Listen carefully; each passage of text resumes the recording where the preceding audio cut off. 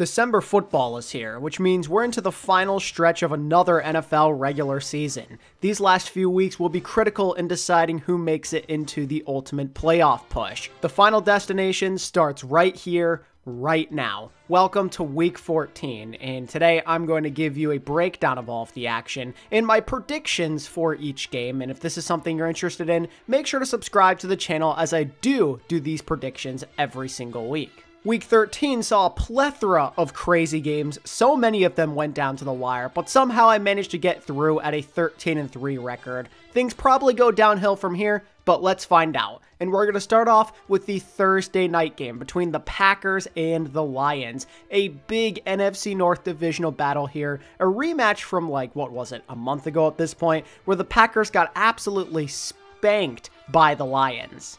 And this time, they're playing on the road. They're not in Lambeau. They're going to Detroit, which has been a tough place to play for the last couple of seasons. Right now, Detroit are on the longest winning streak in the NFL. They showed some signs of weakness in the second half against the Bears, but ultimately, this team usually finds a way to win. And right now, with how they're playing, I, again, don't feel like I can go against them. Some of those wins haven't been the prettiest in this win streak, but for the most part, they've been consistent, and they usually show up in these divisional games. They have not lost one yet, and until they do, I think I'm going to stick with Detroit. I think Green Bay has gotten a lot better since the last time they played, and I expect this game to be significantly closer. But in crunch time, this Lions team continues to find ways to amaze us all, and I think they'll win this game yet again. They have proven to be the best team in their division, and I see no reason why that's suddenly going to change. On to Sunday, where we're starting off at the 1 p.m. slots with the Jaguars versus the Titans. This is a snooze fest, pretty big in terms of the overall order of the NFL draft. Both these teams are very close to one another, and if Jacksonville were to win it, that'd really shake things up in terms of who's getting that #1 overall pick. As for who I think is going to win the game, I'm leaning towards Tennessee, just because right now, Trevor Lawrence, his status feels pretty questionable. On one hand, he just is in concussion protocol right now, and that's always a toss-up. But on top of it all, Doug Peterson said they may be considering shutting him down for the season anyway. So I feel like there's a good chance he will not play this game or another one for the rest of the season, just so they don't risk the injury. And the Titans have played at least okay recently. And against a Jags team that's all but defeated, I feel like they're going to find a way to win this game. I don't trust Mayo Man in the slightest either, but if it's him versus Mac Jones, I think he will get the job done. What Mac Jones did in the second half of that game last week, it's doubtful he could do that again. So I think the Titans, with their scrappy defense and with Will Levis's occasional bomb, will do enough to beat a Jaguars team that has been very disappointing. Moving on, the Jets are playing in Miami against the Dolphins. The Jets at this point are just absolutely awful. Their season has been over for a long time, but this was the cherry on top, that game against Seattle. This team continues to show us that they cannot win to save their lives, and offensively, they're freaking terrible, man. They couldn't put up any points offensively after the first quarter, despite Seattle continuously shooting themselves in the foot. The Jets are an absolute dumpster fire, and against a Miami team that's still fighting for a potential playoff spot, I don't see how they get this win. I feel like the Jets are going to take at least one more at some point this year, but I do not believe it will be against Miami, whose passing attack is infinitely better against a Jets defense that has proven to be overrated this season. This team is defeated, they're not in the right mindset, and I expect Miami to win this pretty handily.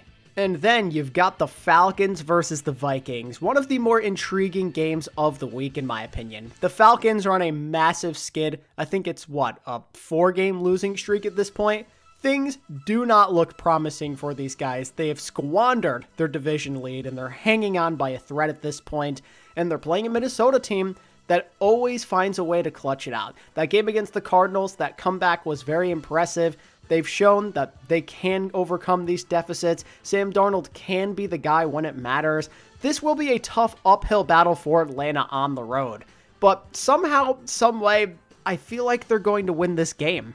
Kirk Cousins was at his lowest of lows against the Chargers, throwing 4 interceptions, and we know that every once in a while he has one of those crazy games where him and the offense absolutely pops off. We haven't seen that in about a month now. I feel like it's only a matter of time until they somehow, someway catch fire again. And if we're being honest, this Vikings team, they've had a lot of close calls recently where they don't always look the best, but they're getting the W anyway, and that luck streak has to end at some point, and Atlanta feels like the right opponent to me.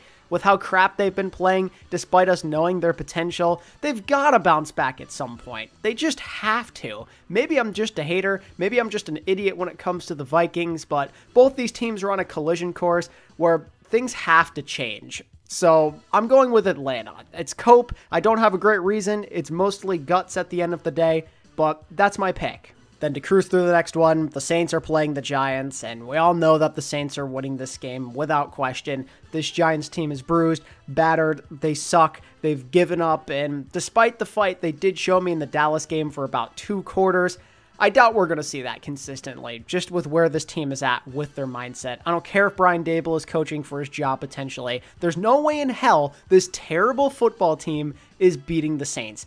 The Saints are still fighting for a potential division win here. They can still get first place.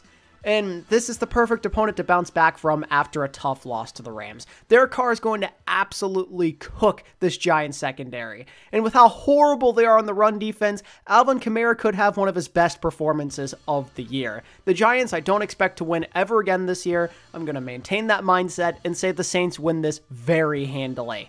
Speaking of NFC East teams, the Eagles at home are taking on the Carolina Panthers, and with how good the Eagles are playing right now, especially after beating a tough Baltimore team, you should expect them to win this one somewhat easily. They're like the second hottest team in the NFL, only behind Detroit right now. They played some elite football the last handful of months, and at this point, I can no longer cope or hate on them after beating Baltimore. This team really does look like they're primed for a potential Super Bowl run with how insane the secondary looks, with Saquon and how he gets it going seemingly every single game. The Panthers won't have an answer for it. This team's been very competitive recently, and perhaps they could make it a game against this Eagles team since they have nothing to play for. There's no pressure on them. Bryce Young has looked really good, but they're going to fall behind at some point. This Eagles defense is too tough, and the Panthers just lack the talent to truly go pound per pound with them. So I like the Eagles to win this one. Maybe it could be a 1-possession win, but probably not. Then you've got the Steelers and the Browns. We just saw this matchup like 2 weeks ago. The Browns made a huge upset happen alongside Jameis Winston. And at this point, I don't know, man. Maybe it could happen again. This Browns team has been absurdly scrappy the last few weeks. I mean, we just saw Jameis almost throw for 500 yards against one of the best defenses in the league against Denver. And we saw how he was able to torch the Steelers somewhat well. So maybe it could happen again here, right? Right? Well, in my opinion, no. Because for every good couple of Jameis performances we see, there's a bad one. Maybe you want to consider that one against Denver a bad one, despite him throwing for 500 because he had the 2 pick sixes. But when I say bad, I mean one of those games where the accuracy is off, the turnovers are there, but they're not really moving the ball in return.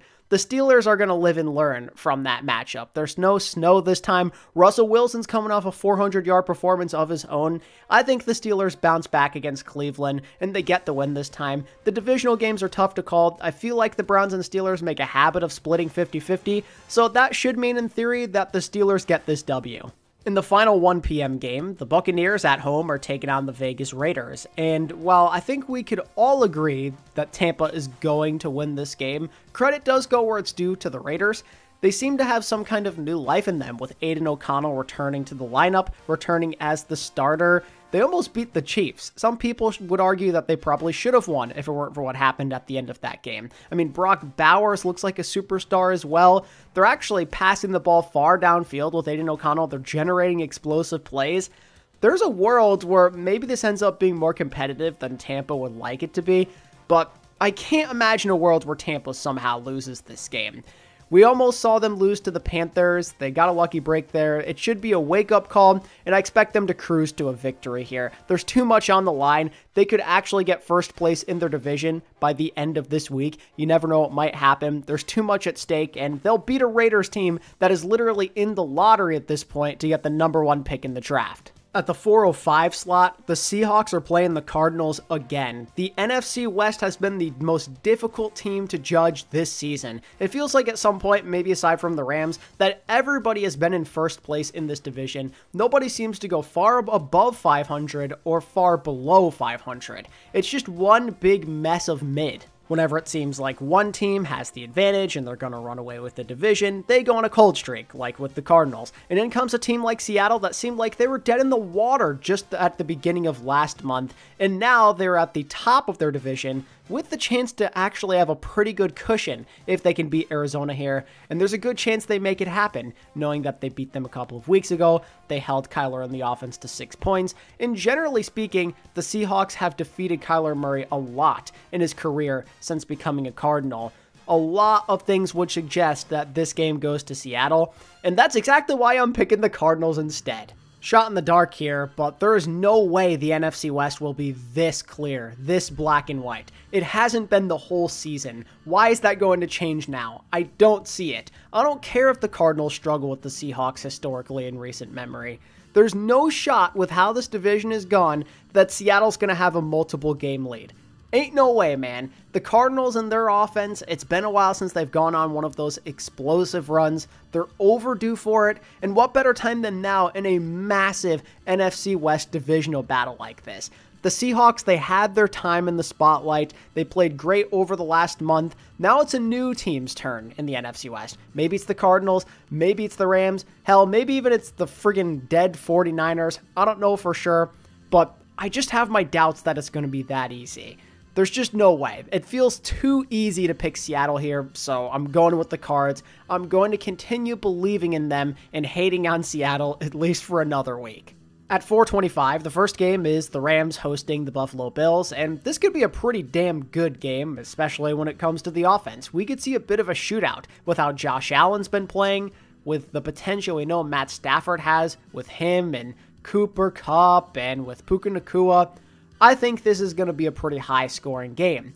Now, with that said, the Rams have a lot of potential to make upsets happen, just knowing the upside their roster possesses, but usually they haven't punched up to the weight of these other top teams outside of the Minnesota game. We just saw what happened in the Philly game, and it wasn't the prettiest thing in the world. They haven't actually risen up to the occasion much this season. And against Buffalo, who look like one of the best teams in the league, I don't know how they make it happen. I got the Buffalo Bills winning as simply the better team right now. Ending the 4 p.m. games is the San Francisco 49ers versus the Chicago Bears. This game reeks of an upset happening. This game reeks of a road team going on to beat a team that looks absurdly defeated at this point, beyond decimated by injuries, losing Christian McCaffrey again. Even Jordan Mason just went down. They're down to a third-string running back. Brock Purdy has looked lost at times out there. And this Niners team looks like they're just absolutely cursed.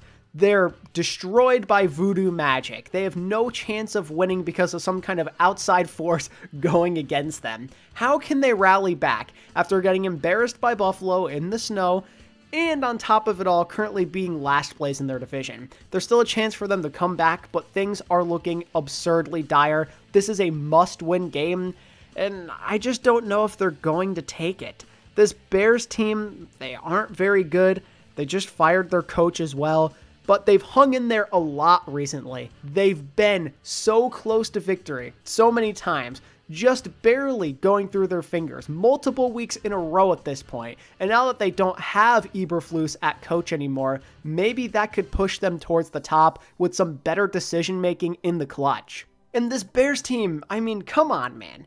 They lost by 3 points, they lost by 1 point, and then they lost by 3 points again, and all against their divisional rivals, which are some of the best teams in the NFC right now. I think the Bears are going to win this game. There's a lot of things going their way, with them generally playing better, and when the Niners being injured to hell and back, I think the Bears on the road are going to win this game, and they're going to end San Francisco's season. The Bears have a chance to end their season on a high note here now that Eberflus is gone. Maybe they go on a bit of a win streak. Maybe I'm coping here, but I like the Bears to get the upset against an injury-riddled 49ers team. At the Sunday night slot, the Chargers are playing the Kansas City Chiefs. This one is always a banger. These two play some absurdly close games whenever it's Herbert versus Mahomes. Doesn't matter what their rosters are looking like. That's just how it goes. And after what we saw earlier this year, it'll probably be the same this time around. And I'm expecting it to probably be kind of low scoring again. Herbert and the Chargers, they've made a lot of strides offensively since that previous game against Kansas City. But the Chiefs in general, they've been in a lot of these low scoring matchups where both defenses make a lot of stops and both offenses look kind of mid. Kind of feel like we're going that way again here, but I will say there's a lot of room for the Chargers to win this game. They got pretty close the last time they played Kansas City before the injuries and stuff piled up. And I think here, just knowing the growing frustrations of Kansas City, they may be able to exploit something here. Kansas City reminded me a lot of Philly's team last year, where they kept winning games, but it never felt convincing, and it kind of pissed those guys off. We saw it with Travis Kelce. They're not happy that they can't win these games more consistently against teams that have no business making it close against them. I don't know, man. There's a world where the Chiefs could definitely lose this one, but at the end of the day, in this Mahomes versus Herbert era, Justin Herbert has never beaten the Chiefs, and until I see it with my eyes, I think I gotta stick with Kansas City to win this game. It's always close, but every damn time without fail, Mahomes pulls out some kind of magic out of his butt, and I think it happens again here. That's just the way this season has gone for the Kansas City Chiefs. Not to say that it won't be close, I think it goes down to the last couple of minutes, but historically, this has not looked favorable for the Chargers, so I'll be taking Kansas City. And lastly, on Monday night, the Bengals are playing the Dallas Cowboys, and this is such a waste of time. I don't give a damn if the Cowboys have won 2 games in a row. They are not beating the Bengals. No chance in hell. I don't care if the defense is starting to wake up when it matters. There's no way that I can sit here and say with a straight face that Cooper Rush is going to keep pace with Joe Burrow and the Bengals, who drop 30-plus points every single game. No way it's going to happen. This Cowboys team can keep it close for a couple of quarters, but eventually the Bengals are going to pour it on. Their secondary cannot handle Jamar Chase and T. Higgins, and with how strong their run game has looked, yeah, it's Jover, man. Cowboys are trash. I think it's ridiculous that they've been able to win a couple of games in a row. And against a Bengals team that's so desperate to keep even the slightest glimmer of hope alive for their playoff race, they've got to win this game. And I think they will. This is where the offense actually is able to do too much for the other team, where the Bengals defense has a chance to get some stops. The Cowboys are not special. They're losing this game. And with that said, those are my picks for the week. There are multiple teams on a bye week. There's only 13 games, but we're getting closer towards the end of the season. I believe this is the final week of byes, if I remember correctly. So after this, we're full strength the rest of the way. The playoff hunt is on. Let me know what you think is happening down in the comments section below for week 14 and what your best bets are. I'd love to hear them. And of course, if you enjoyed this video, I would appreciate it a lot if you could give this a like and subscribe to the channel for more weekly NFL content.